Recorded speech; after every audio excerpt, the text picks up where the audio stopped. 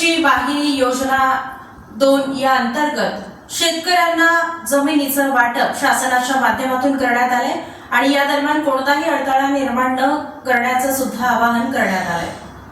मुख्यमंत्री सौर कृषी वाहिनी योजना 2.0 अन्वये महावितरण कंपनीस शासकीय जमिनी या 30 वर्षांच्या भाडेपट्ट्याने देण्यात आल्या आहेत। या योजनेच्या अनुषंगाने असे निदर्शनास येत आहे की स्थानिक पातळीवर महावितरण कंपनीस व अंतर्गत एजन्सी यांना काम करताना स्थानिक लोक, ग्रामस्थ, स्थानिक पत्रकार, सोशल मीडिया पत्रकार काम करण्यास अडथळा निर्माण करत असलेले महावितरण कंपनी आणि संबंधित एजन्सीकडून माहिती प्राप्त झाली आहे।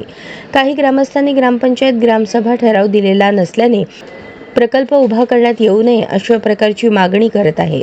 विशेषतः माढा, सांगोला, बार्शी, अक्कलकोट येथील ग्रामस्थांचा सदर प्रकल्पास विरोध असल्याबाबत अतिरिक्त कार्यकारी अभियंता, स्थापत्य विभाग, सोलापूर यांनी बैठकीत नमूद केले आहे।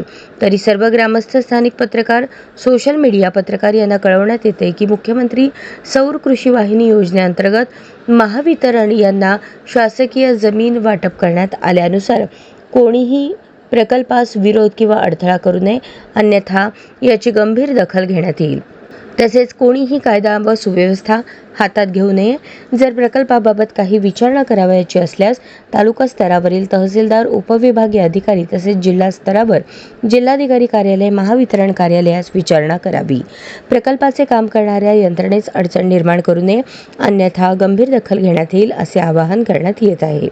मुख्यमंत्री सौर कृषी वाहिनी योजनेच्या प्रकल्पास विरोध, अडथळा निर्माण केल्यास अथवा कायदा व सुव्यवस्थेचा प्रश्न निर्माण केल्यास संबंधितांवर कडक कायदेशीर कारवाई करण्यात येईल याची नोंद घ्यावी असे आदेश जिल्हाधिकारी कुमार आशीर्वाद यांनी दिले आहेत।